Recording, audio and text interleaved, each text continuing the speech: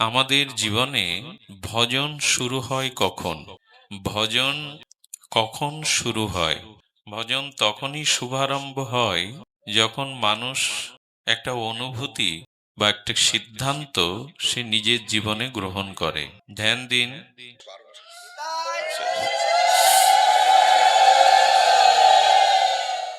সিদ্ধান্তটি হলো ধ্যান দিন, কথা শুনুন, কথা শুনুন, কথা শুনুন। মানুষ যখন সিদ্ধান্ত নেয়, কি সিদ্ধান্ত? যে আমি বারবার এই যে জগতে মাতৃগর্ভে মাতৃজঠরে জন্ম নিচ্ছি, আবার এভাবে বারবার আমি মৃত্যুবরণ করছি, মাঝখানে স্ত্রী পুত্র সংসার দেহগেহ রোগ শোক জ্বালা যন্ত্রণা অভিশাপ ভয় ব্যথা পাচ্ছি কেন? এই প্রশ্নের উত্তর খোঁজ করার নামই হলো ভজন। ধ্যান দিন শব্দের দিকে। আমি কেন পুনঃ পুনঃ জন্মাচ্ছি, মাতৃজঠরে আসছি, আবার কেন বারবার মৃত্যুবরণ করছি? শুধু মৃত্যুবরণ করছি না, আমি রোগ নিয়ে আসছি, শোক নিয়ে আসছি, অভিশাপ নিয়ে আসছি, ব্যথা নিয়ে আসছি, জরাব্যাধি, এগুলি কেন? যখনই আপনার মনে এই প্রশ্নের উত্তর জাগবে, তখনই আপনার জীবনে ভজন শুরু হবে। এই জন্ম মৃত্যু জরাব্যাধি দুঃখ অভিশাপ এগুলি দূর করবার জন্যই যখন আপনি সিদ্ধান্ত নেবেন জীবনে, এগুলি কেন আসছে? আসছে একটি কারণে, আসছে একটি কারণে। বাবা, ইকো দিও না, যেভাবে ছিল রেখে দাও, বারবার হাত দিও না। জয় রাধে, জয় গৌর সুন্দর, থাক এইভাবে, হাত সরিয়ে নাও। মানুষের জীবনে জন্ম মৃত্যু জরাব্যাধি পুনঃ পুনঃ আসবার কারণ কি? এটা ভজনের শুরু। কারণ আমরা এর কারণ খুঁজি না, চলছে, জন্মাচ্ছি মরছি, হ্যাঁ, জরা দুঃখ ভোগ করছি, এর শেষ কোথায় এসব সন্ধান করার সময় নেই। আচ্ছা, জন্ম মৃত্যু জরাব্যাধি ভোগ করছি কেন? ভোগ করছি পাপের কারণে, অপরাধের কারণে। অপরাধ না থাকলে, পাপ না থাকলে আপনি আমি এই দুঃখময় জগতে আসতাম না। যেদিন আমরা পাপ মুক্ত হব, অপরাধ মুক্ত হব, সেদিন ভগবান এই মরলোকে, এই দুঃখময় সংসারে আমাদের পাঠাবেন না। তার মানে এখন জন্ম নিয়েছি, কর্মফল ভোগ করছি, মানে আমাদের পুরনো পাপ বা অপরাধ ঋণ রয়ে গেছে, না হলে আমি জন্মাতাম না, এই দুঃখ জরা মৃত্যু ভোগ করতে হতো না। তো এখন সেই পাপ আর অপরাধ, এই পাপ আর অপরাধের জন্ম হয় কিসে? আমি পাপ করি কখন, অপরাধের জালে কখন জড়িয়ে যায়? যখনই আমার মধ্যে সাংসারিক ভোগ বাসনা কামনা বাসনা উদয় হয়। মানুষ জীবনে যত পাপ করে, তার মূলে হচ্ছে তার বাসনা বা ভোগের কামনা। এখন প্রশ্ন হচ্ছে, তাহলে ভজন হলো এই কামনা বাসনা হৃদয় থেকে কি করে বিদরিত করা যায়। যতদিন কামনা আছে বাসনা আছে, ততদিন আসা যাওয়া অভিশাপ ফুরাবে না। কামনা শূন্য কি হওয়া যায়? বলি দেখো, এখানে ঠাকুরমশাই বলছেন, দেখুন, দেহে বৈশে রিপুগণ, আমার দেহের মধ্যে কিছু রিপু আছে। তারা কি করছে? যতেক ইন্দ্রিয়গণ, রিপু আছে আবার ইন্দ্রিয় আছে। তারা কি করে? কেহ কারো বাধ্য নাহি হয়।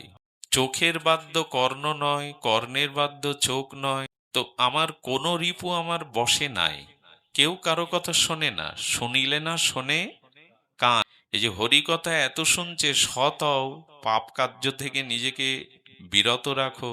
তো এটি কান শুনছে, চোখে ভগবানের বিগ্রহ, সকলের মধ্যে ভগবান আছেন, এইরকম শুভ দৃষ্টি বলা হচ্ছে, কিন্তু কেউ কারো বাধ্য নয়। শুনিলে না শোনে কান, বোঝালে না বোঝে প্রাণ। মনও তো প্রাণও তো বুঝছে না যে আমাকে কামনা বাসনা অপরাধ এবং পাপ মুক্ত হয়ে ভজনের দ্বারা জন্ম মৃত্যু জরাব্যাধি অভিশাপ এগুলি দূর করতে হবে। এই সিদ্ধান্ত কি আমরা জীবনে নিয়েছি? তার মানে ভজন শুরু হয়নি, তার মানে আমাদের জীবনে ভজন শুরুই হয়নি। খাচ্ছি দাচ্ছি, সুখ দুঃখ ভোগ করছি, জন্মাচ্ছি মরছি, এর শেষ কোথায় এ সিদ্ধান্ত এখনো নেই, তার মানে ভজন শুরু হয়নি। তো দড়াইতে না পারি নিশ্চয়, আমি এদেরকে ঠিক ঠিক নিয়ন্ত্রণ করতে পারছি না। দেখুন, মন নিয়ন্ত্রণের জন্য যেটি প্রয়োজন সেটি সদ্গুরু এবং সাধু বৈষ্ণবের কৃপা। তো কৃপা সম্পর্কে একটু বলতে হয়। আমরা আজকাল প্রায় একটা দাবি তুলি, সাধু গুরু বৈষ্ণব দেখলে প্রণাম করি, তাদের হাতটা মাথায় দিতে বলি, আর প্রায় বলি কৃপা করুন। বলি কি না? সাধু সন্ত দেখলে কৃপা চাই কিনা? কৃপা কি চেয়ে পাওয়া জিনিস? আমি বললাম, আপনার চরণ ধরে কাঁদলাম, আপনার হাতটা মস্তকে দিয়ে বললাম কৃপা করুন। কৃপা এরকম চেয়ে পাওয়ার জিনিস না। কারো পায়ে পড়ে কাঁদলে আপনি কৃপা পাবেন, বা সাধুর হাত মাথায় দিলেই আপনি কৃপা পাবেন, এরকম না। কৃপাটা এরকম জিনিস না। ধ্যান দিয়ে শুনুন।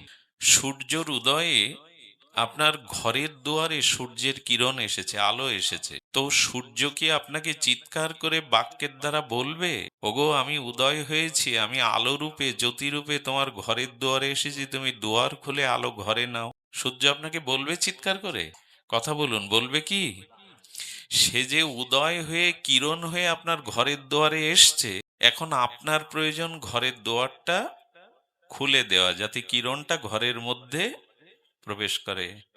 সূর্য চিৎকার করে আপনাকে বলবে না। সাধুগুরু বৈষ্ণব আপনার কৃপা রূপে এই যে এখন হরি কথা আপনার কর্ণের কাছে দুয়ারে চলে এসছে, কৃপা এসেছে, সূর্যের আলো এসেছে, কিন্তু দুয়ার বন্ধ করে রাখলে ওটা যাবে কি করে? এখন আপনি এই শাস্ত্র বাণী, এই সাধুর বাণী, এই নাম ভজন এগুলি নেওয়ার জন্য দুয়ার খুলে দিয়েছেন তো। কৃপা করো কৃপা করো, সূর্য বলছে কৃপা করবার জন্য তো ঘরের দুয়ার পর্যন্ত এসেছি, দরজাটা খোলো। তুমি তোমার হৃদয়ে কৃপা নেওয়ার জন্য জায়গাটা খালি করো। কাম কামনা বাসনা, পরনিন্দা পরচর্চা, কামনা বাসনা বজায় করে রেখেছে, তো দুয়ার বন্ধ আছে, ওখানে আমার ঢোকবার জায়গা নেই, তো ওগুলো খালি করো, দুয়ার খোলো। আচ্ছা, ঘর করার সময় বাতায়ন করে কেন মানুষ, জানালা করে কেন? বাতাসটা আসবে বলে তো। প্রকৃতিতে বাতাস বইছে, আপনি জানলা বন্ধ করে আছেন। কৃপাটা এরকম বইছে, কিন্তু আপনার মনের দরজা জানালা বন্ধ, অর্থাৎ শ্রদ্ধা ভক্তি বিশ্বাস আপনার বন্ধ, ঢুকবে কি করে? কৃপা করো বললেই হয়ে গেল? বৈষ্ণব পদবাবা বলছেন গুরুদেবের পা খামসালে কৃপা হয় না। কৃপা তোমার কাছে তো বহমান এসেছে, সাধু রূপে, নাম রূপে, ভাগবত রূপে। হ্যাঁ, কৃপা তো তোমার দুয়ারে এসেছে, তুমি জানালা বন্ধ করে বলছো বাতাস নেই, বাতাস নেই। আচ্ছা, আপনারা সকলেই জানেন সমুদ্র থেকে যে জল কর্ষণ করে মেঘ সৃষ্টি হয়, আর ওই মেঘের নভমণ্ডলে স্বাতী নক্ষত্র বলে একটি দিব্য নক্ষত্র আছে। ওই নক্ষত্র স্পর্শ করে যে জলবিন্দু, সেই জল যদি আপনার সর্পের মাথায় পড়ে ওটা হয় নাগমণি। ধ্যান দিয়ে শুনুন। যদি হস্তির মস্তকে পড়ে ওটা হয় গজমতি। খুব মূল্যবান, এটা দেখা যায় না প্রায়।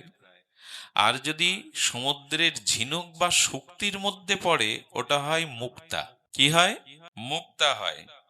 এখন লক্ষ্য করুন, সমুদ্রে পড়ছে, স্বাতী নক্ষত্রের জল বিন্দু পড়ছে, ওটা ঝিনুকের মধ্যে গেলেই মুক্তায় রূপ নেবে। আচ্ছা, ঝিনুকের উপরে পড়লো কিন্তু ঝিনুকের মুখ বন্ধ, মুক্তা হবে তো? ভেতরে যেতে হবে তো। তো এই যে হরিনাম গুরুদেব দিয়ে দিলেন, মন্ত্র দিয়ে দিলেন, এই যে আমাদের ভাগবত শুনছি, এসব আমার কাছে আসছে, কান দিয়ে যাচ্ছে, কিন্তু আমার হৃদয় দুয়ার, অর্থাৎ শ্রদ্ধা বিশ্বাসের যে দুয়ার বন্ধ। মুক্ত হবে কি করে? ও তো সাধারণ জলের মতোই গেল। এক অর্থাৎ কৃপা আসছে, কিন্তু আমরা নিতে ব্যর্থ, অযোগ্য। কৃপা আমাদের কাছে করবেন বলে ভগবান আসছে, অবতার আসছেন, সাধু সন্ত আসছে, শাস্ত্র আসছে, হরিনাম আসছে, তুলসী আসছে, বিগ্রহ আসছে, ধাম আসছে, কতই কৃপারূপে তো আসছে, সব নেমে এসেছে ওপর থেকে। এগুলো চিন্ময়। তুলসী চিন্ময়, চরণামৃত চিন্ময়, গোবিন্দের প্রসাদ চিন্ময়, গোবিন্দের বিগ্রহ চিন্ময়, সাধুগুরু বৈষ্ণব চিন্ময়, শাস্ত্রের বাণী চিন্ময়, ভগবান শ্রী গুরুদেব অভিন্ন। এত কৃপা আমার দুয়ারে এলো, অথচ ঝিনুকের মুখ বন্ধ। কৃপা করো বলে যান, কোটি জন্ম বলে যান। শুধু কি তাই? লক্ষ্য করুন, আপনি কোনো মহাজনের কাছে গিয়ে বললেন আমাকে একটু গব্য ঘৃত দিন, দান করুন। তিনি রাজিও আছেন, বলছেন পাত্র কই তোমার? তখন আপনি যদি কাপড় পাতেন যে এতেই 1 কেজি ঘি দিন, পরিণাম কি হয়? কাপড়টাও নষ্ট হয়, আর ঘি কি আপনি নিতে পারবেন? অর্থাৎ ভগবানের কৃপাটাকে নিতে গেলে আগে আপনার পাত্র চাই। বোঝা যায় কি? খুব সহজ কথা। ঘি আপনি কাপড়ে নিতে পারেন না, তাতে কাপড়ও নষ্ট হয়, ঘিও সুরক্ষিত হয় না। তো কৃপা আপনার কাছে ভগবান ঢেলে দিয়েছেন, কিন্তু আপনি পাত্রই নয়, তো নেবেন কোথায়? এই পাত্রটাই হলো চিত্তকে শুদ্ধ করা। চিত্ত শুদ্ধ না হলে কৃপা বহমান বাতাসের মতো কিন্তু আপনার ভিতরে যাবে না, কারণ আপনার পাত্র নেই। কাপড়ে ঘি নিলে কি আর হয় গো? কাপড়ও নষ্ট, ঘিও ঝরে যায়।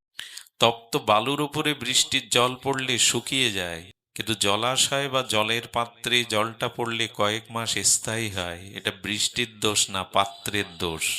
সারা দিন কামনা বাসনা, অখাদ্য কুখাদ্য খাবো, অসৎ সঙ্গে মিশবো, ভাগবতে এসে বলি কৃপা করো। খুব সোজা, চাইলেই পাওয়া যাবে। দাবি করার সাথে সাথে যোগ্যতাও তো দরকার আমার। আমি যে দাবিটা করছি, চাচ্ছি, তার যোগ্যতা দরকার না? এই জগতে মানুষ যোগ্যতার নিরিখে পায়, আর যে বিনা যোগ্যতায় জোর করে পায় ওটা বেশি দিন টেকে না, একদিন লাঞ্ছনা পেতে হয়। জোর করে ক্ষমতার জোরে যা পাওয়া যায় এটা বেশি দিন থাকে না। যোগ্যতার নিরিখে পেতে হবে। তো কৃপা পাওয়ার জন্য আমাকে মনশুদ্ধি চাই, চিত্তটা শুদ্ধি চাই, শ্রদ্ধা বিশ্বাস চাই। এটার আজ বড় অভাব। এখন মনটাকে ঊর্ধ্বমুখী করতে হবে। এই যে মনের কামনা বাসনার যে গতি, ওই যে বললেন দড়াইতে না পারি নিশ্চয়, এদেরকে আমি বোঝাতে পারলাম না। চোখ কান নাক মুখ সর্বদা কুদৃশ্য কুকথা কুরঙ্গ এই ভেবেই চলেছে, এদেরকে বোঝাতেও পারলাম না। বোঝালে না বোঝে প্রাণ, শুনিলে না শোনে কেউ কিছু, আমার বাধ্য নই। আমার আমার স্বাতন্ত্র মতে কেউ চলছে না। চোখ কান নাক মুখ কাম ক্রোধ কেউ আমার বশীভূত নয়। কিন্তু এইগুলি বশীভূত করে চিত্ত শুদ্ধি করলে তবে কৃপাটা ওখানে দাঁড়াবে। তবে এর জন্য বিশেষ চাই মহতের শ্রীগুরু বা বৈষ্ণবের এখানে আনুগত্য। দেখুন, জল কোন দিকে গড়ায় নিচের দিকে সকলের জানা, শুধু নিচের দিকে না, ও ডোবাতে খানাতে বা গর্তের মধ্যে এগুলি জল বেশি যেতে চায়, সুযোগ পেলেই ওখানে যায়।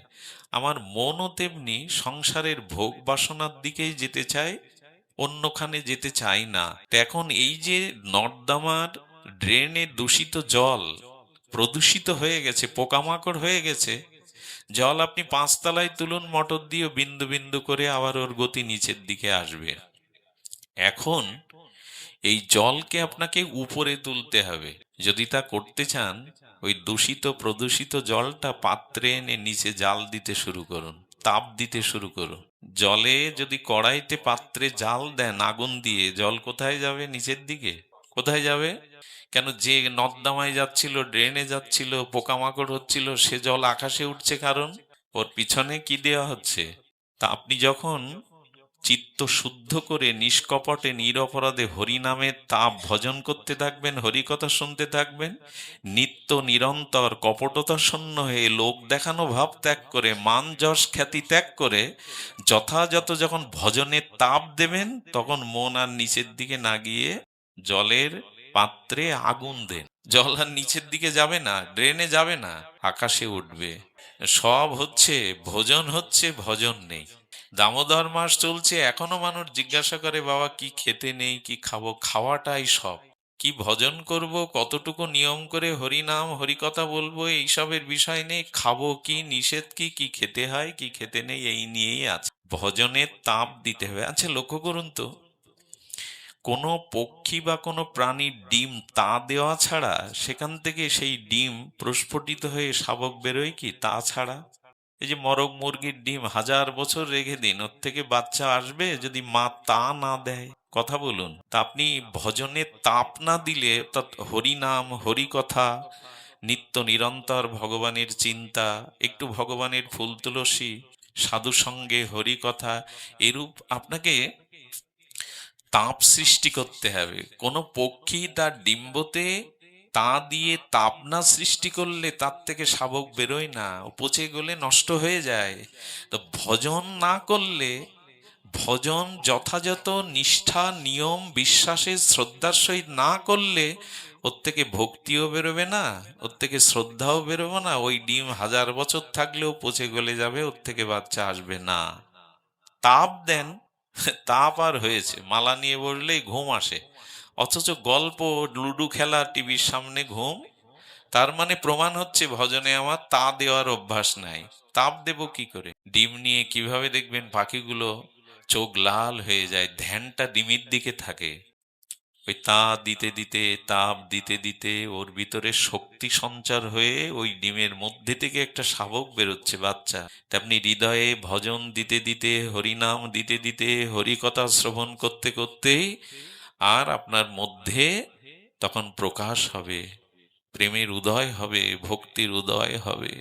আজ সকাল থেকে এখানে যারা এসেছেন, আমি সহ যদি প্রশ্ন করি, আপনি খেয়েছেন, সেবা করেছেন, অর্থাৎ সাধু ভাষায় বললে যদি বলি ভোজন করেছেন, তো আজ তো একাদশী না, ভোজন তো সবাই করেছি, 3 বেলাই করেছি, এখন রাতটা বাকি আছে, এরপরে প্রসাদ পাবো। তো এখন 3 বেলা ভোজন করি, 3 বেলা ভজন করি, খাওয়াটা আছে 3 বেলা, ভোজন আছে 3 বেলা, ভজন নেই 3 বেলা। ভালোবেসেছে কি জগতে, এসছি কি করতে? ভোজন করে গেলাম, ঘর সংসার করে গেলাম, আসলাম ভজনের জন্য, করছি বিপরীতটা। আমার জিনিস পূর্ব দিকে, আমি হাঁটছি পশ্চিম দিকে, পাবো? আমি যে জিনিস চাইছি ওটা পূর্ব দিকে আছে, আমি হাঁটছি পশ্চিমে। তুমি এসছো কৃষ্ণ ভজনের জন্য, জন্ম মৃত্যু থেকে মুক্ত হয়ে ভগবানের কাছে ফিরে যাওয়ার জন্য, কিন্তু আবার তুমি উল্টো পথে হাঁটছো। এই জন্য শাস্ত্রে বলছে তাপ দাও, ডিমকে তা দিতে হবে, তাপ দিতে হবে, তবেও প্রকাশ হবে। তোমাকে ভজনের তাপ দিতে হবে, এই ভজন ক্রিয়ার দ্বারা ধীরে ধীরে তোমার ভিতরে চিত্ত শুদ্ধিতা আসবে, অনুভূতি আসবে, ভজন প্রিয় লাগবে। মানুষ মৃত্যুর দিনও তাকে স্লাইন দিয়ে, গ্লুকোজ দিয়ে, ফলের রস দিয়ে খাওয়ানো হয়, কিন্তু এরকম কপাল করে আসেনি যে মৃত্যুর দিন আমি ভোজন করি, যেন ভজন করতে পারি মৃত্যুর দিন। এ ভজন সবার মৃত্যুর দিন হয় না, ভোজন হয়। সারা জীবন ওই অভ্যাস আছে, খেতে হবে, স্লাইন দিয়ে, গ্লুকোজ দিয়ে, ইঞ্জেকশন দিয়ে, ফলের রস দিয়ে খাওয়াও, মৃত্যুর দিন ভোজন করো, ভজন নেই মৃত্যুর দিন, আবার এসো, আবার কর্মফল ভোগ করো। এখন সিদ্ধান্ত নিতে হবে, আপনি নিজের কল্যাণ চান কিনা, নিজের উদ্ধার চান কিনা, এই বারবার জন্ম মৃত্যু এই দুঃখ ভোগ করতে থেকে নিষ্কৃতি চান কিনা। যদি চান তাহলে এখনই এই মুহূর্তে ভজন শুরু করতে হবে, তাপ দিতে হবে, তাহলে ও পচে যাবে ডিমটা, ওর থেকে কখনো পাখির শাবক বা কোনো শাবক বেরোবে না। দেখুন, ভজনটা আবার বাইরের লোক দেখানো না, ভজনটা মনের। বাইরে আছে আছে যেতে হয়, কিন্তু ভজনটা হলো মনের। মনেরও স্মরণ প্রাণ, মনে মনে ভগবানকে স্মরণ করো, ভগবানের নাম রূপ লীলার মধ্যে মনটাকে ডুবিয়ে রাখো, মনটাকে অন্যখানে যেতে দিও না। হাতে কাম, মুখে নাম চলছে, কিন্তু মনে বিষয় বাসনা চলছে, খুব বেশি এগোনো যাবে না। অনেকেই বলে হাতে কাম আর মুখে নাম করো, ভালো, এই অভ্যাস করতে পারলে এগোবেন, কিন্তু খুব বেশি এগোতে পারবেন না, কারণ হাতে কাম আর মুখে নাম চলছে আর মনে বিষয় বাসনা চলছে, ভোগ বাসনা, খুব এগোনো যাবে না। বরঞ্চ এটা ভালো, হাতে কাম আর মনে ভগবানের স্মরণ বা নাম, ওই মন পর্যন্ত ভজন সাধন বাইরে না, লাফালাফি ঝাপাঝাপি করে খুব বেশি এগোনো যায় না। মন যদি ভগবানে নিবিষ্ট না হয়, আসক্তি মনে না আসে, তো 3 ভাবে ভগবানকে আপনি গ্রহণ করতে পারেন। দেখবেন বানর হনুমানের বাচ্চাটা মাকে বুকে জড়িয়ে ধরে, মা ধরে না। এখন যেহেতু শাবক বা বাচ্চাটা বানরকে জড়িয়ে ধরে, তাই লাফালাফি বানরের চঞ্চল স্বভাবে যখন লাফাতে গিয়ে বাচ্চা পড়ে যায়, তখন উল্টে মা ওকে থাবড়াতে থাকে, তুই ভালো করে ধরিসনি কেন। এবং বানর ওকে উল্টে থাবড়ায়, তুই ভালো করে কেন ধরিসনি। তো কিছু মানুষ আছে যে ভগবানকে ধরে, ভজন সাধন দিয়ে ভগবান তোমাকে চাই, ভগবানের ভজন করে, তোমার চরণে আমি সঁপে দিলাম, নিজে ধরে। যারা নিজে ধরে তাদের বানরের বাচ্চার মতো পড়ে যাওয়ার সম্ভাবনা থাকে। ভগবানকে ধরলেন, কামনা পূর্ণ হলো না, ইচ্ছা পূর্ণ হলো না, বিপদ এলো, ছেড়ে দিলেন। আর একটা আছে বিড়ালি, যখন বিড়ালির বাচ্চাটাকে ধরে, তখন বিড়ালের বাচ্চা বিড়ালিকে ধরে না, বিড়ালির মা বিড়ালিকে ঘাড় মোটকে ধরে, ও পড়ে তো। আচ্ছা, কোনো মেলায় গেছেন, ছেলে বাবার হাত ধরেছে, ও ছেড়ে দেওয়ার সম্ভাবনা থাকে, কিন্তু বাবা যদি ছেলের হাত ধরে ছাড়বে না। নিয়ম হলো ভগবানের কাছে কাতর হয়ে চোখের জলে প্রার্থনা করুন যে আমি ধরি বারবার, কিন্তু আমি ছেড়ে দেই, তুমি কৃপা করে ধরো না এবার আমাকে। বিড়ালি যখন বাচ্চাটাকে ধরে, ও ছাড়ে না, ঘাড় মোটকে নিয়ে যায়, কত জায়গায় স্থান পরিবর্তন করে, মুখ থেকে পড়ে যায় না। আপনি ভগবানকে বলুন, প্রভু আমি বারবার ধরতে চেষ্টা করি, কিন্তু বারবার ওই বানরের মতো ছেড়ে দেই, তুমি ধরো এবার হাতটা। আরেকটি আছে যেটি আমাদের বিষয়, দেখবেন কচ্ছপ কি করে জানেন? কচ্ছপের একটা নিয়ম হলো, ও ডিমগুলো কোনো নদীর তীরে বা খাল বিলের তীরে ওই ডিমগুলো পেড়ে ও নদীতে নেমে যায়, খাল বিলে নেমে যায়। ওইখানে কিন্তু বিনা তাপে ডিমগুলো থেকে কচ্ছপের শাবক হয়। কি করে জানেন? ও নদীতে নেবে, খালে নেবে, মন প্রাণ দিয়ে ও ধ্যান করতে থাকে ডিমগুলোর, এবং ওই মনের তাপ বা ধ্যানের দ্বারা বাচ্চাগুলো তাপ পেয়ে প্রকাশিত হয়। আমাদের এই নীতিটা গ্রহণ করা উচিত। আমরা আছি তো সংসারে, আছি কোথায়? সংসারে। কিন্তু মন রূপ ডিমকে চিন্তারূপ, ভগবানের চিন্তারূপ তাপ দিতে থাকুন। ভাবা যায় কচ্ছপ আছে নদীতে, খালে, ওখান থেকে চিন্তা করছে ডিমগুলোর, ওই তাপে ডিমগুলো প্রকাশ হয়ে যায়। এটা বিজ্ঞান সমীক্ষায় বলছে, মন গড়া কোনো কল্পিত কথা না। ওইভাবেই কচ্ছপের ডিম থেকে শাবক প্রকাশ হয়। তো মহাপ্রভু বলছে, সংসারে আছো আছো, কাজকর্ম করতে হয়, বিপদ ঝগড়া ঝাঁটি মিলন আনন্দ আছে আছে, কিন্তু মনটাকে কচ্ছপের মতো ওইখানে রেখে তাপ দাও, ওইখানে ভগবানের স্মরণ করতে থাকো। মনেরও স্মরণ প্রাণ, মনে যদি ভগবানের চিন্তা না হয় তা আপনি মরা, জীবনতেই মরা। মরে তো আছি, সব মরে আছি আমরা। শুধু নেই নেই চিন্তা ভাবনা, মৃত্যু ভয়, রোগের ভয়, রাজ ভয়, সব কিছু ভয়ে জড়সড় হয়ে আছি। এর একটাই কারণ, মন ভগবানকে দেওয়া হয়নি। আমি বহু প্রচলিত বা বহুভাবে এই কথা এসেছে। মহাপ্রভু দুটো লাইনে তিনি রূপ সনাতনকে একটা শ্লোক লিখেছিলেন। আমার মনে হয় উদাহরণটা খুব হেয়, নিচু। মহাপ্রভু এই উদাহরণ দিলেন, উদাহরণটা মহাপ্রভুর মুখে ঠিক মানায় না, কিন্তু প্রভু বললেন এর থেকে বড় দৃষ্টান্ত আমার কাছে আর নেই। দৃষ্টান্তটা হেয়। আচ্ছা, মহাপ্রভু যদি অসতী নারীর কথা মুখে বলে, মানায়? কুলোটা, পতিভ্রষ্টা অসতী নারীর কথা যদি মহাপ্রভু মুখে বলে, মহাপ্রভুর মুখে এটা মানায়? মানায় না। কিন্তু দিলেন, বলে এর থেকে বড় দৃষ্টান্ত আমার কাছে আর দেওয়ার মতো কিছু নেই।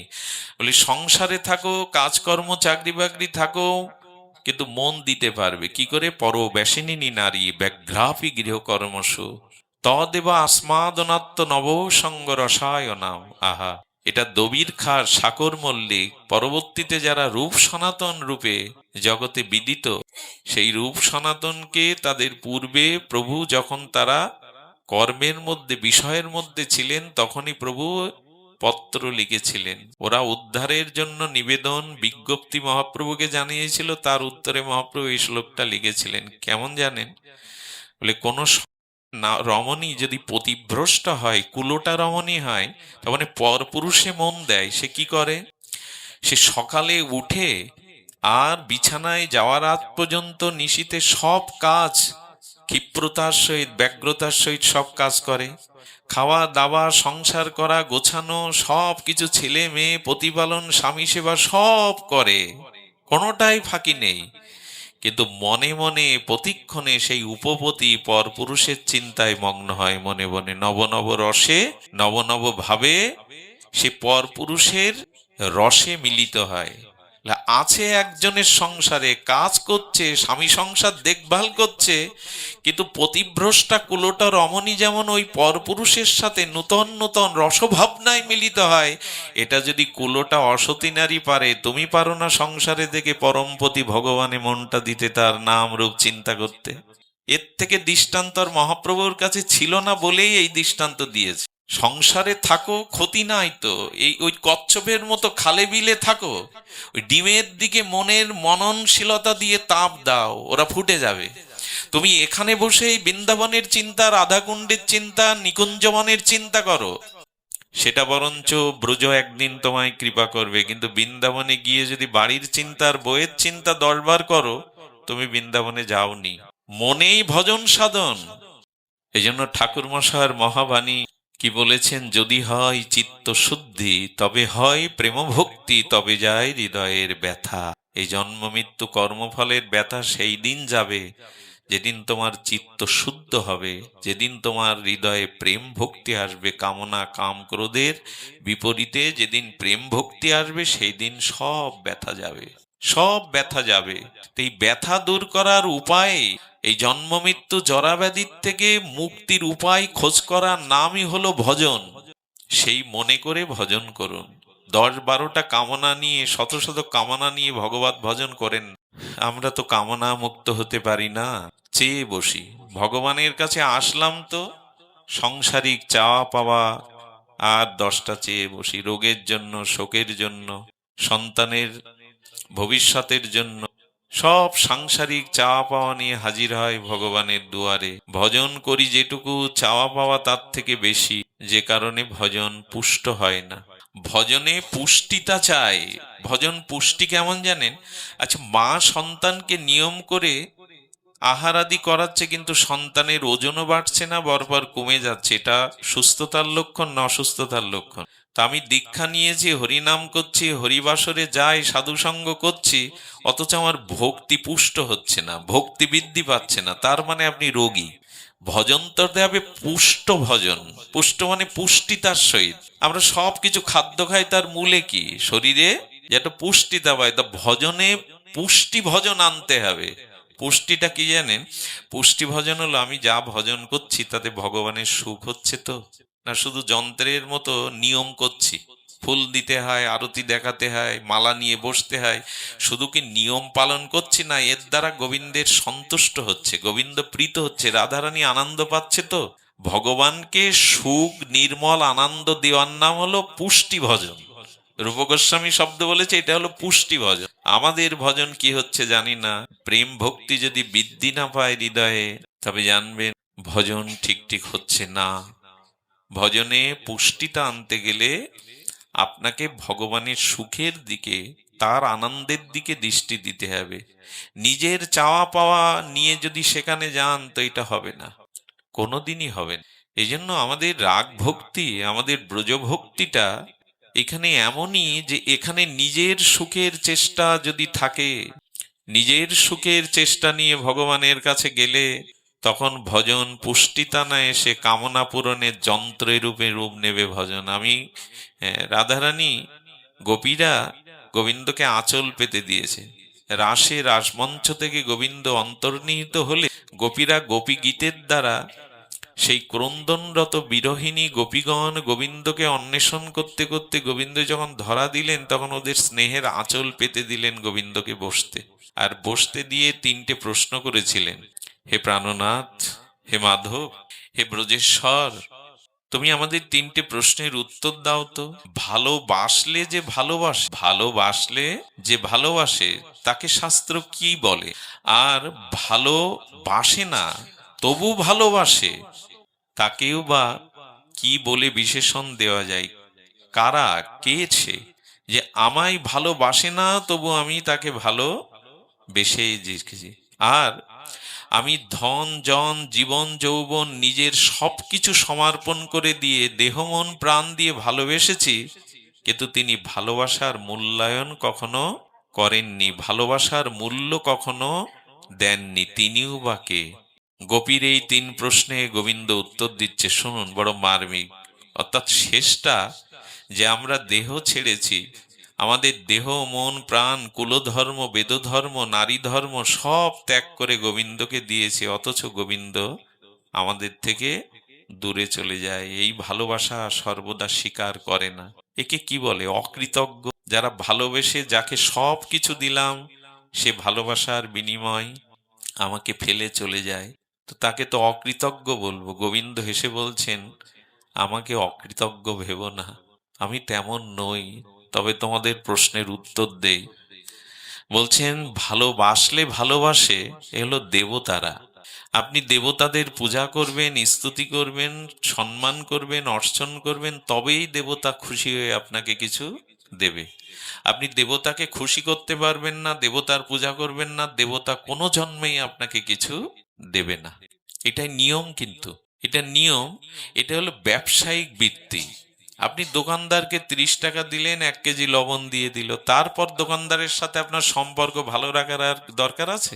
আমি টাকা দিলাম, আপনি বস্তু দিলেন, মিটে গেল, তারপরে আপনার সাথে আমার সম্পর্ক কি?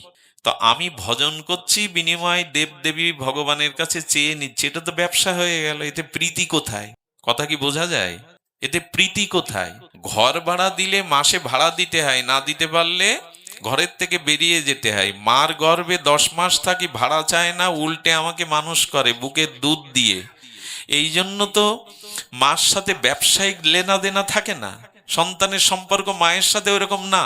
তার কারণ মা শুধু দিয়েই গেছে, বিনিময়ে কিছু চাইনি। তো এখন যতদিন ভগবানের কাছে, দেবদেবীর কাছে আপনি আপনার কামনা পূরণের জন্য যাবেন, তখন সেখানে ভক্তি হবে না, প্রেম হবে না, বিনিময় হবে, দোকানদারি হবে।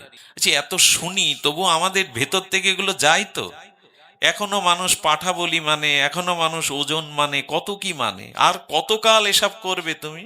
ভগবান অক্সিজেন দিয়েছে, সূর্যের আলো দিয়েছে, সে বিল চাইনি। অক্সিজেন নিয়ে যদি কিনে বাঁচতে হতো, আপনি বাঁচতে পারতেন না। সূর্যের কিরণ, বাতাস, অক্সিজেন দিয়ে আছে, বিল চাইনি। তা আপনি ভজন করবেন কামনা বাসনা নিয়ে কেন?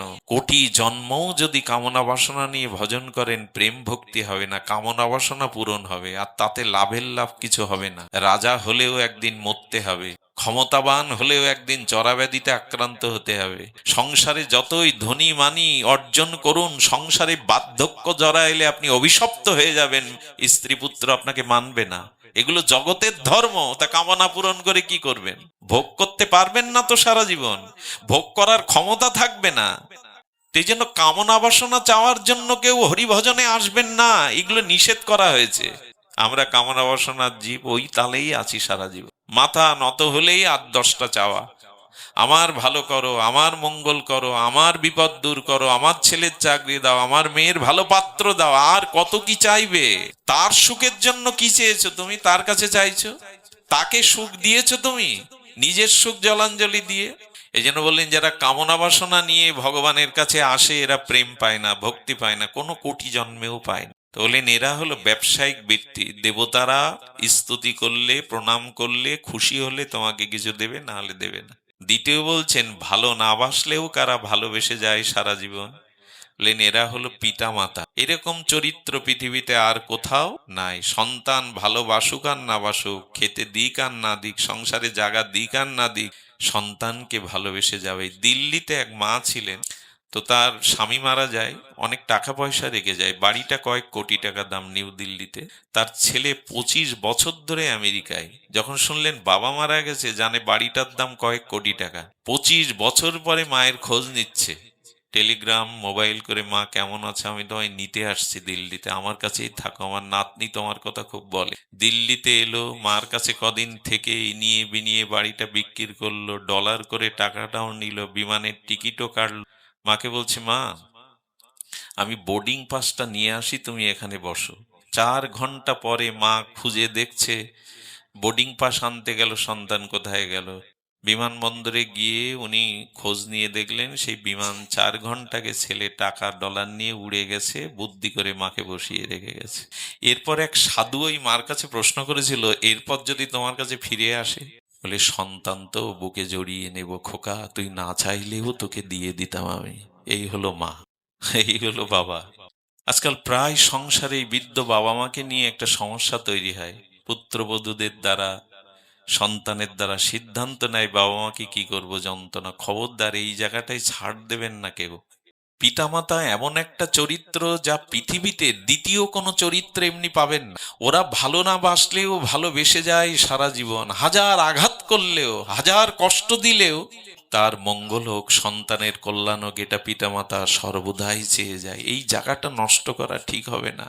এই জায়গাটা আমরা নষ্ট করে ফেলেছি। পিতামাতার পিতামাতার এই যে অবদান, এই নিঃস্বার্থ ভালোবাসা, জগতের দ্বিতীয় কোনো চরিত্র নাই, দ্বিতীয় কোনো চরিত্র নাই।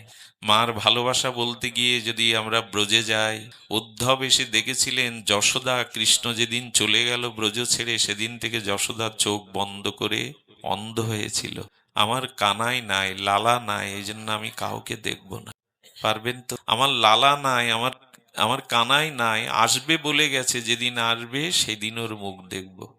যেদিন উদ্ধব এসেছিল, সেই দিন কৃষ্ণের অঙ্গগন্ধ, তার প্রসাদী বস্ত্রে অলঙ্কারের গন্ধকে মনে করেছিল কৃষ্ণের অঙ্গগন্ধ, আমার লালার অঙ্গগন্ধ। তাই চোখ খুলে উদ্ধবের দিকে একবার তাকিয়েছিল, ঝরঝর করে কাঁদছে। উদ্ধব যেদিন নন্দভবনে গেলেন, নন্দ মন্দিরে। সে এক অদ্ভুত ক্রিয়া। ভালোবাসা কাকে বলে দেখুন মা বাবার। নন্দ বাবা করলেন কি, ব্রাহ্মণ পল্লী থেকে একটু পরমান্ন এনে উদ্ধবকে খেতে দিয়েছিলেন। নন্দ রাজার নবলক্ষ ধেনু রাজা, তার ঘরে খাদ্য নেই। কেন জানেন? যেদিন থেকে লালা চলে গেছে, কৃষ্ণ চলে গেছে, যশোদা রান্না করেনি। ব্রজবাসীরা কিছু দিয়ে যেত, তাই খেয়ে প্রাণটা ধারণ করেছিল।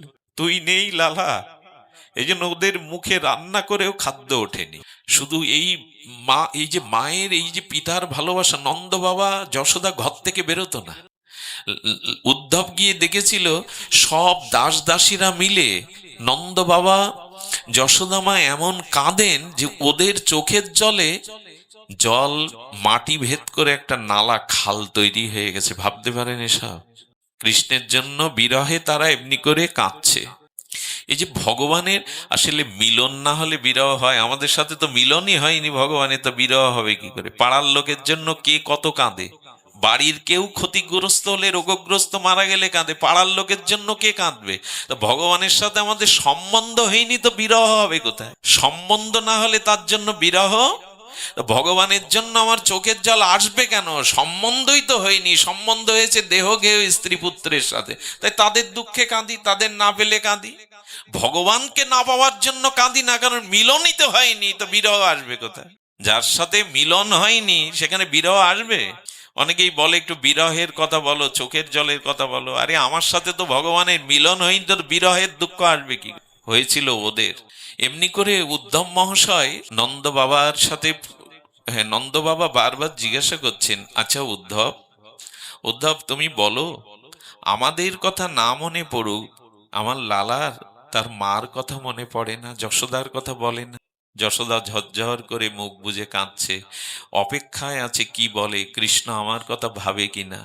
কৃষ্ণ আমার কথা ভাবে। খুব মন দিয়ে শুনুন উদ্ধব কি বলেছিল জানেন? নন্দ বাবা, হে হে ব্রজের জীবন, আপনি শুনুন। দীর্ঘ কথা হবে না, দীর্ঘ 6টি সন্তান দেবকীর সামনে কংস আঁচড়ে মেরে ফেলেছে। সত্যের সন্তান অন্য গর্ভে, সেখান থেকে অন্য গর্ভে সংযোজিত হয়েছে। এরপরে কৃষ্ণ আবির্ভূত হওয়ার পরে চতুর্ভুজ রূপে সেই যে আদেশ করলো আমাকে রেখে এসো নন্দালয়ে, তারপরে বুকে দুধ ঝরে গেছে, কৃষ্ণকে পান করাতে পারেনি, কারাগারে শৃঙ্খলিত। এরকম কষ্ট জগতে কেউ পেয়েছে দেবকীর মতো? এরপরে কৃষ্ণের মুখ দেখেনি, কারণ কৃষ্ণ গিয়েছিল অবন্তীনগরে সন্দীপনী মুনির আশ্রমে বিদ্যা শিক্ষা লাভ করতে। 64 কলা বিদ্যা শিখে দীর্ঘ 15 বছর পরে দেবকীর সাথে কৃষ্ণের প্রথম দেখা হচ্ছে। আর প্রথম 15 বছর পর দেখার হবার পরে গোবিন্দকে হাতে করে সেবা দেবে বলে ভোগের থালা সাজিয়ে গোবিন্দকে আসন পেতে দিয়ে বসতে দিয়েছে দেবকী। যশোদা যখন জিজ্ঞাসা করছে, এই নন্দ বাবা তার মায়ের কথা মনে নেই, আমার লালা, আমার কানাইয়ের মায়ের কথা মনে নেই, তখন উদ্ধব বলছে, যখন দেবকী প্রসাদ দিয়েছে, গোবিন্দ প্রসাদের থালির দিকে তাকিয়ে ঝরঝর করে কাঁদছেন নীরবে। ভোগের থালিতে গোবিন্দ হাতও দিতে পারলেন না। কাঁদতে কাঁদতে, ফোপাতে ফোপাতে, হৃদয়ে পাথর চাপা দিয়ে ক্রন্দন করতে করতে কৃষ্ণ আসন ছেড়ে উঠে এলেন, ভোগের থালাতে হাতও দিলেন না। এত বছর পর কৃষ্ণের মতো সন্তানকে দেবকী খেতে দিলে যদি সেই থালি থেকে উঠে যায়, দেবকীর কি দশা হয় কল্পনা করতে পারেন? দেবকী গলা ছেড়ে কাঁদছে, দাস দাসীরা কাঁদছে, বসুদেব মহারাজ এসেও কাঁদছেন ওই কান্না দেখে। উদ্ধবের প্রবেশ ঘটল তখন। দেবকীর চোখের জল, বসুদেবের দাস দাসীর চোখের জল, আকাশ বাতাস ভারী হয়ে গেছে। ঘরে গিয়ে দেখে দরজা রুদ্ধ করে গোবিন্দও কাঁদছে, বাসুদেব ভগবান কাঁদছে। উদ্ধব গিয়ে তখন দুটো হাতের মধ্যে গোবিন্দের হাতটা নিলেন। উদ্ধব শরীর, উদ্ধব বৃহস্পতির শিষ্য, মহাজ্ঞানী, প্রজ্ঞাবান, বুদ্ধিমান শ্রী গোবিন্দের শরীর, উনি বৃঞ্চি বংশীয় পরম মন্ত্রী প্রবর। ওর হাত ধরেই কৃষ্ণের বলছেন, বাসুদেব তুমি কেন কাঁদছো? কেন মায়ের থালা ফেলে উঠে এলে এতদিন পর? বলো আমায়। আমি একটা কথা বলি আপনাদের, মনের খুব গোপন ব্যথা, যন্ত্রণা বলবার মতো যদি, ভাগ নেওয়ার মতো যদি কোনো সঙ্গী জগতে না পান, আপনার জীবন অনেকটাই ব্যর্থ। যে পেয়েছে না এরকমকে, সে সে জীবনে অনেক বেশি পেয়ে গেছে, অনেক সৌভাগ্যবান। যে মনের সংবেদনশীল দুঃখ বলবার মতো, ভাগ নেওয়ার মতো একটা মানুষ জগতে খুব দরকার। যে পেয়েছে সে ভাগ্যবান, যে পায়নি সে দুর্ভাগা। ভগবানেরও প্রয়োজন হয়েছিল এমন একটা মানুষের, তিনিই হলেন উদ্ধব। উদ্ধব যখন প্রশ্ন করেছে, কৃষ্ণের কান্না থামছে না। এখানে দেখুন, এইখানে একটা প্রশ্নের উত্তর এসেছে। ভগবানের জন্য যদি কেউ কাঁদে, ভগবান তার জন্য কাঁদে, আজও কাঁদে। যশোদা কাঁদছে বলে, দেবকী কাঁদছে বলে, স্বয়ং ভগবান হয়েও তিনি রুদ্ধ দুয়ারে ফুপিয়ে ফুপিয়ে কাঁদছেন। ভগবানের তো কোনো শোকতাপ নেই, কাঁদছেন কেন জানেন? ভক্ত যদি চোখের জল আজও ভগবানের জন্য ফেলে, ভগবানও তার জন্য কাঁদে, নেই তার প্রমাণ। বাসুদেব তুমি কাঁদছো কেন? বললো, জানো উদ্ধব, মায়ের ভোগের থালাতে আমি ননি মাখন দেখেছিলাম, ওই ননি দেখেই আমার যশোদা মায়ের কথা মনে পড়েছে। এই জন্য আমি ভোগের থালিতে হাত দিতে পারিনি, ওই মাখন দেখলেই আমার মা যশোদার কথা বারবার মনে পড়েছে, এই জন্য খেতে পারেননি। নন্দ বাবাকে বললেন, কৃষ্ণ আজও তার মায়ের কথা এমনি করে ভাবে। দেবকীর দেওয়া ভোগের থালাও পেতে পারেননি, মাখন দেখেছে বলে। তো ভগবানও মা যশোদার স্নেহের বন্ধন ছিঁড়তে পারেননি। শ্রীকৃষ্ণ ননি চুরি করতে গিয়ে তার নূপুর বেজে উঠছে। কৃষ্ণ বলছেন, আমার মতো বোকা কেউ আছে? চোরের পায়ে যদি রুনুঝুনু নূপুর বাজে, তো আমি তো যথেষ্ট আমাকে ধরিয়ে দেওয়ার জন্য। কৃষ্ণ তখন নূপুরটা বারবার কাটতে চেয়েছিল। নূপুর পায়ে বাজলে তো ননি চুরি করা যাবে না, কিন্তু নূপুর বলে বসলো। কৃষ্ণের পায়ের নূপুর চিন্ময়, ওরাও কথা বলে, ওরা দিব্য, অলৌকিক, লোকোত্তরীয় চিন্ময় বস্তু। কৃষ্ণের অঙ্গে যা যা যায়। তো সেই নূপুর তখন বলছেন, কাটবে কি করে গোবিন্দ? বলে, কেন? আমি সর্বশক্তিমান ঈশ্বর, আমি একটা নূপুর কাটতে পারবো না? বলে, পারবে না, চেষ্টা করো, করলে তো পারবে না। বলে, কেন? বলো, মা যশোদা ভালোবেসে এই নূপুর পরিয়ে দিয়েছে, মায়ের ভালোবাসা কাটবে ভগবান, সে ক্ষমতা তোমারও নেই। ভগবানও পারেননি, আর আপনি আমি পারবো মা বাবার ঋণ শোধ করতে? এই জায়গাটা কেউ নষ্ট করেন। যতদিন তারা জগতে আছে, বটবৃক্ষের আশীর্বাদ হয়ে আছে, ওদেরকে অবহেলা অনাদর করা উচিত হবে না। ভগবানও পারেননি মা বাবার ঋণ পরিশোধ করতে, আপনি কোথাকার, আমি কোথাকার? এই কথাগুলো শুধু বলাই সার। সংসারের অবস্থা এর বিপরীত। বৃদ্ধ বিদ্যাদের এখন যন্ত্রণার কাতরের সময়। আরেকটা কথা বলি, বৃদ্ধ বিদ্যা যদি হয়েই থাকেন, তবে সংসারের আর ওই দিকে লক্ষ্য না দিয়ে এবার ভগবানের দিকে মন্দিরে গিয়ে বসুন। অত সংসারের খুঁটিনাটি বিচার করতে সারা জীবন ভজন না করলে অভিশাপ নিজেও নেয় আর অন্যকেও বাড়িয়ে দেয়। 50-এর উপরে গেলে, ছেলে মেয়ে একটু বড় হলে, আর অত নাতি নাতনি, আর অত সংসারের কোলাহলের মধ্যে আপনার থাকবার কথা না। এবার আপনার বিদায় নেওয়ার পালা। সামান্য ভারতে যেতে গেলেও কত ভিসা, পাসপোর্ট, কোথায় যাবেন তার ঠিকানা, হ্যাঁ, কত বস্ত্র সাথে নিয়ে যায়, কত জামা কাপড় ব্যাগ গুছায় 4-5 দিন আগে থেকে। তা আপনি বৃদ্ধ হয়ে যাচ্ছেন, সংসারের ছেলে মেয়ে বড় হয়ে গেছে, এখন ওই খুঁটির মতো বসে থাকতে হবে। বৌমা কি করলো, ছেলে কি করলো, কে কি করলো, নাতি নাতনি ঘাড়ে নিয়ে রাত দিন কাটাতে হবে। আপনি যাবেন যেখানে, সেই ঠিকানার খোঁজ খবর নেবেন না, প্রস্তুতি নেবেন না। বুড়ো বুড়িদের এক দুর্দশা, এখন সংসার নিয়েই ব্যস্ত, আরো বেশি ব্যস্ত। এই জন্য ছাড়তে চেষ্টা করুন। ছাড়তে তো হবেই, তার আগে থেকে প্রস্তুতি নিন। প্রস্তুতি, আর আমাদের যত বয়স হয় তত আরো আসক্তি বাড়ে। সাধু সঙ্গ না করলে, ভজন না করলে এগুলি আসে। বৃদ্ধ বিদ্যাদের জীবন সায়নে, রাস্তার পাশে মন্দিরে অনেক বৃদ্ধরা বসে তাস খেলে। আমার হাসি লাগে। স্বামী বিবেকানন্দ একটা কথা বলেছিলেন, যখন যুবকরা, কিশোররা মন্দিরে যায়, তা দেখে ওনার চোখে জল আসে, আনন্দে জল আসে।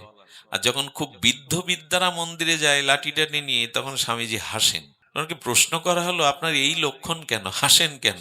তখন বলছে, ছেলেরা মন্দিরে যায়, আর এই ছেলেরা কি করে জানেন? এদের ভিতরে জিজ্ঞাসার প্রশ্ন থাকে, এটা কোন দেবতা, এইটা কি, এই তত্ত্ব কি, ভগবান। ছেলেরা বেশি প্রশ্ন করে না, অল্প বয়সী কিশোররা মার কাছে বারবার জিজ্ঞেস করে, ওটা কি পাখি, ওটা কি গাছ, শুধু প্রশ্নই করে।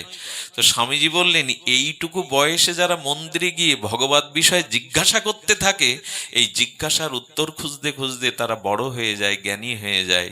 কিন্তু বৃদ্ধ বিদ্যারা যখন মন্দিরে যায়, ওরা আর কোনো জিজ্ঞাসা, ওদের আর কোনো জানাশোনার বিষয় থাকে না। সময় কাটাতেই হয়তো সেখানে যায়। তাই মনে হয় ওদের ওখানে গিয়ে এখন কিছু চাওয়া পাওয়া নেই। ওই মন্দিরে বসে দেখবেন সংসারের গল্প জুড়ে দেয়। অনেক জায়গায় রাস্তার ধারে মন্দিরে বৃদ্ধরাই বসে তাস পিটায়। সময় এখন তাদের তাস খেলা। মুনি ঋষি যোগীরা যুগ যুগান্তর তপস্যা করছে শ্রীধাম বৃন্দাবনে। কত ধনীর পুত্র, কত ধনীর দুলাল সর্বস্ব ত্যাগ করে গিরিরাজের তটে পরিক্রমা দিচ্ছে, হরিনাম করছে, আর ওখানে এখন তাস খেলছেন। তাস খেলছেন মানে, হ্যাঁ, আমার তো মনে হয় মরার পরে তাস এক জোড়াও অনেকেই দিয়ে দেয়, যে বাবা তাস খেলতে ভালোবাসতো, চিতায় দিয়ে দাও। এসব আসক্তিগুলো ছাড়ুন। সময় কারো জন্য অপেক্ষা করবে না, নিজের প্রস্তুতি নিন। আর প্রস্তুতি হয়েছে, আর আমাদের এই দৃষ্টি খুলেছে। কৃপা করো বলে চিৎকার, কিন্তু কৃপা নিলাম না, গ্রহণ করলাম না। তো কৃষ্ণ উত্তর দিচ্ছেন, একমাত্র পিতামাতাই হলো নিঃস্বার্থ ভালোবাসা বাসে। তারা সন্তানকে ভালো না বাসলেও সন্তানের মঙ্গল ভালোবাসা চিরদিন তাদের। আমার কি মনে হয় জানেন, স্নেহটা বিগলিত হয় একমাত্র মায়ের। আচ্ছা, পিতামাতা মিলেই তো সন্তান জন্ম দেয়, তাই না? তার মানে সন্তানের প্রতি তো পিতামাতা দুজনেরই প্রীতি থাকে, স্নেহ থাকে, থাকে কিনা? কিন্তু পিতার বুকের রক্ত দুধ হয় কেন? সন্তান তো দুইজনের, দুইজনের তোর প্রতি স্নেহ মমতা আছে, কিন্তু পিতার বুকের রক্ত দুধ হয় না। মায়ের বুক থেকে স্নেহ খরিত অমৃত দুগ্ধ হয়ে পড়ে কেন? পড়ে কেন জানেন? মার হৃদয়ে সন্তানের প্রতি যে ভালোবাসা স্নেহ, সেটা বিগলিত হয়ে যায়, পিতার হয় না, মায়ের হয় বলে রক্তের থেকে দুগ্ধ আসে। আপনি সিরিজ দিয়ে টেনে দুধ পাবেন না। সেই মার প্রতি যারা কৃতজ্ঞতা নয়, সেই মা বা পিতার প্রতি যারা কৃতজ্ঞ নয়, তাদের জায়গায় বা কোথায়? একদল লোক আবার আছে যারা বলে কি, দেখো আমি ঈশ্বর ভগবান বুঝি না, আমি ভজন সাধন বুঝি না, পিতা মাতাই আমার কাছে সব ঈশ্বর। এরা আরেক মূর্খ, এরা আরেক মূর্খ যারা এই বুলি আওড়ায় যে আমি ঈশ্বর বুঝি না, ভজন সাধন বুঝি না, বাবা মাই আমার দেবতা, বাবা মাই আমার ঈশ্বর। এরা আগে পতিত হবে। জগতের পিতা কৃষ্ণ যে না ভজে বাপ, পিতৃ দহি পাতকের জন্মে জন্মে তাপ। আমার পিতা কি মাটি ফুঁড়ে এসছে? না, আমার পিতা আকাশ থেকে পড়েছে। আমার পিতা এসছে তার পিতা, তার পিতা, তার পিতা করতে করতে পরম পিতা থেকেই আমার পিতাকে পেয়েছি। ভগবান না থাকলে, পরম পিতা না থাকলে এ সৃষ্টিও হতো না, আমি পিতাও পেতাম। তো এই জন্য পিতামাতার সেবার সাথে সাথে যদি ভগবত ভজন না করে, সে আর এক মূর্খ। কিছু লোক এরকম বুলিয়া ওড়ায়, আমি মন্দিরে যাই না, আমি তোমাদের মতো ভগবান টগবান মানি না, পিতামাতাই আমার সব। এগুলো আর এক মূর্খ। পিতামাতার সেবার সাথে সাথে ভগবানের ভজন না করলে তুমি নিষ্কৃতি পাবে না, কারণ সব থেকে বড় দান ভগবানের। আচ্ছা, বাবা মা আমাকে জন্ম দিল, যদি আকাশ সৃষ্টি না হতো, অক্সিজেন না থাকতো, বাতাস না থাকতো, বৃক্ষগুলি ভগবান সৃষ্টি না করতেন, আমি বাঁচতাম? বাবা মা জন্ম দিলেই বাঁচতাম? দান তো বেশি ভগবানের। আচ্ছা, পিতামাতা আমার ঘরে থাকে, নয়নের সম্মুখে থাকে, সারা জীবন থাকে না, মারা যায়, কিন্তু গোবিন্দ তো আমার হৃদয়ে সারা জীবন বসে আছে। সে আসে বলেই তো আমি বেঁচে আছি। তার প্রতি আপনার কর্তব্য নেই? পিতামাতার থেকে কোটি গুণ কর্তব্য, স্নেহ মমতা ভগবান আপনার প্রতি দিয়েছেন। এই জন্য তার ভজনটা আরো বেশি করতে হবে। পিতামাতা জন্ম দিয়েছে, আত্মা দিতে পারেনি। পিতামাতা রক্ত মাংসের দেহ দেয়, আত্মা দিতে পারে না। আত্মাটা তো ভগবান নিজে এসে আমার হৃদয়ে অবস্থান করছেন। তাই পিতামাতার থেকে কোটি গুণ কৃপা আমার উপরে ভগবানের। সে হৃদয়ে না থাকলে আমি বাঁচতে পারতাম না। জন্ম দিয়েও পিতামাতা মরা সন্তান জন্ম দেয় কেন? আত্মা ওর মধ্যে যায়নি বলে, ভগবান ওর মধ্যে প্রবেশ করেনি বলে। পিতামাতার থেকে কোটি গুণ ভজন ভগবানের জন্য করতে হবে, তবে তোমার জীবন সার্থক। কিছু মানুষের এরকম এখন শুনি, ওই যে পরীক্ষিত বালার গানেও এরকম বলে, পিতা মাতাই সব। এসবগুলো শাস্ত্রের কথা না, ভাগবতের কথা না। পিতামাতার সেবার সাথে সাথে জগৎ পিতা গোবিন্দের ভজন না করলে একটা জিনিস হয়তো পাবে, আশীর্বাদে সুখ সমৃদ্ধি পাবে, কিন্তু প্রেম ভক্তি পাবে না, মুক্তি পাবে না। এজন্য জগতের পিতা কৃষ্ণ যে না ভজে বাপ, পিতৃ দহি পাতকের জন্ম জন্ম তাপ। কৃষ্ণ ভজন না করে শুধু এই জগৎ ভজন যারা করে যায়, এদের জন্ম জন্মে তাপ যাবে না। তাই বলি, আসে ভজনে আসুন। তৃতীয় যখন গোবিন্দকে বলছেন, সর্বস্ব দিয়েও যে উপেক্ষা করে, ভালোবাসার মূল্যায়ন না করে ফেলে চলে যায়, তারা কি অকৃতজ্ঞ? গোপীদের এই প্রশ্নে গোবিন্দ একটু হেসে বললেন, গোপী, তৃতীয় প্রশ্নের উত্তর আমার মুখ থেকে জানতে চাই যে, তবে শোনো গোপী, আমি অকৃতজ্ঞ নই। তোমরা সর্বস্ব অর্পণ করে আমাকে ভালোবেসেছ, কামনা বাসনা শূন্য হয়ে। আমি অতিজ্ঞ নয়, তো বলে আমাদের ছেড়ে কেন রাসমঞ্চ হতে তুমি অন্তর্ধান হলে? বলো প্রাণনাথ, ব্রজনাথ বলো। কৃষ্ণ তখন বলছেন, বলেন দেখো, আমি তোমাদের থেকে আড়ালে গিয়ে তোমাদের ভজন করছিলাম। আমি তোমাদের ভজন করছিলাম। সেই ভজনটা কি না, তোমরা যখন আমাকে হারিয়ে ক্রন্দন করছিলে, তখন তোমাদের চোখের জলের দিকে চেয়ে আমি তোমাদের ভজন করছিলাম।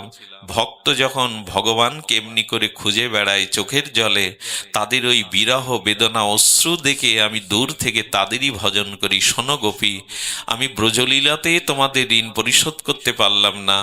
আসছে কলিযুগে আমি রাধা ভাবকান্তি তোমাদের ভাব নিয়ে তোমাদের মতো করে গৌর হয়ে আমি নগরে নগরে ভক্তের গৃহদ্বারে পথে প্রান্তরে রাধা রাধা বলে, গোপী গোপী বলে হরিনাম করে কেঁদে কেঁদে তোমাদের চোখের জলে ঋণ আমি সেদিন শোধ করব। আসছে কলিতে আমি এমনি করেই তোমাদের চোখের ঋণ শোধ করব।